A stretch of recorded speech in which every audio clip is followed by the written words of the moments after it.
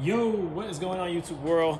I'm your brother Reza, KRT Life with the Y, and right now it is past midnight and I am out here wrenching on the parking deck.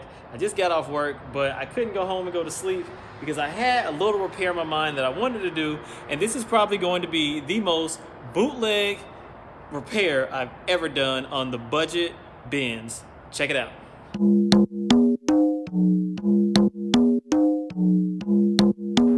So the issue that I was having was my door closers weren't actually attached to the frame of the car, letting the car know that the doors were closed. And I found that the door closers were broken. They had broken off and they had gone into the frame of the car, which I'm about to show you guys in a second on the B-pillar. And I noticed that when I took the little door closure doodads apart, this is the one I just repaired, I noticed that it seemed functional. The only thing that was really wrong with it was that the little surrounding piece that keeps this thing in place when the door closes had broken off from years of the door opening and closing. So I was like, I went to Mercedes today and I actually ordered replacement parts for this. But I got to looking at this and I was like, you know what? This could probably be fixed. So what I did was I took this old license plate right here that I had to tear off the car anyway. This is my dad's license plate, and it wouldn't come off because one of the bolts were rusted. I took it and I cut a piece of metal off and I used some super glue to glue that piece to the surface of this actual door switch.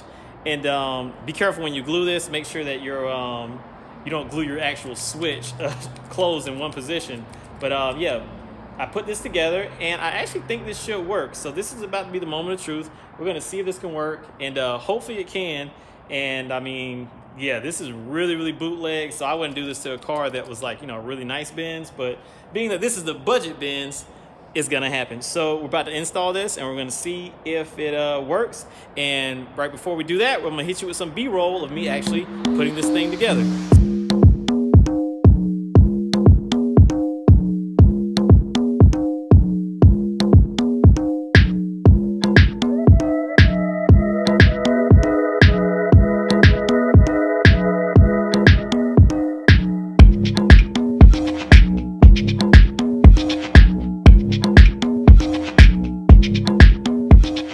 And now you're about to see me install this, and hopefully this works and my door has the functionality that it's supposed to have. So let me set up my camera real quick.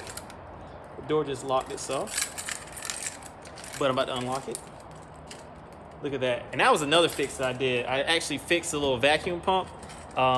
It is actually pretty easy to service if you kind of halfway open the thing up and mess around with it. Okay, so this is the hole right here. If you look right there, where this little piece right here fits. And all that happened was this little part around it broke off, so eventually it just fell into the actual, I guess this is the B-pillar of the car.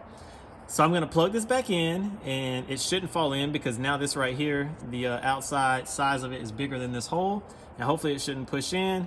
Now I just used some super glue because it's late and I'm kind of in a hurry, but I mean, you could use some epoxy or something like that, and I'm sure this thing will hold on and you will probably never be able to get it off.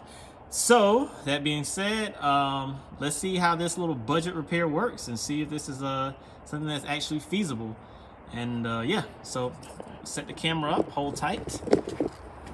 I gotta reiterate one time that this is really bootleg. So, you know, this is just a little gee whiz kind of FYI kind of thing.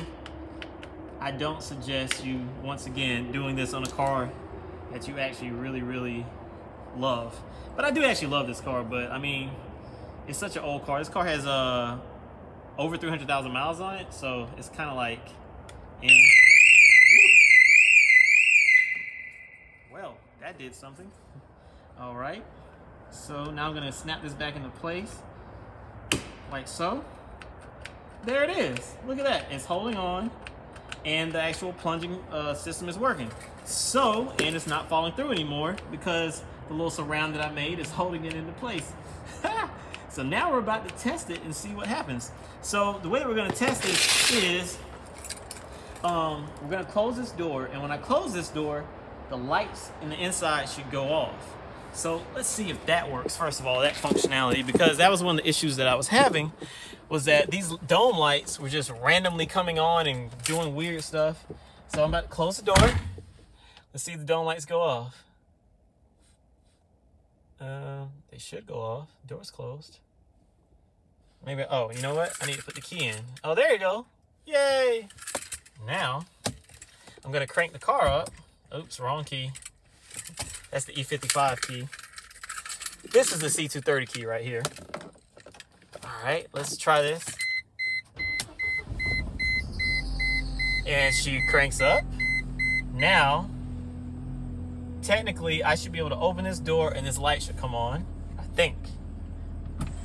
Hey, look at that. The door sensors are working. My bootleg fix actually works. Now, I don't know how long this is gonna last. Like I said, I did this with, look at that. I close the door and the light goes off again. That is amazing. Like I said, this is a really bootleg fix. So don't judge me out there. I'm sure like some of you guys out there are gonna be like, oh, you can't believe you're doing that to a Benz. But this is my budget Benz. Like I said, it has over 300,000 miles on it. And I'm doing things to this Benz that I would probably never do to any other Mercedes that I own. But I mean, this is something that I'm gonna experiment, and I'm gonna do all kind of like weird stuff to this car. And I'm gonna have it sort of looking like a pseudo DTM car. I think that's my overall goal.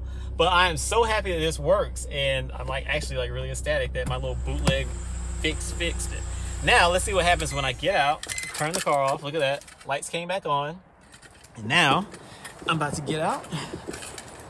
I'm gonna close the door because now the car knows that all the doors are closed, including the trunk. And I'm gonna hit the lock button. And the lights flash, meaning that the door is locked. And look at that. I don't know if y'all can see that. See that? Ah, that's unlock. I hit lock. Look at that. Watch the lights go off. Hey, I was wondering for so long why that wasn't working.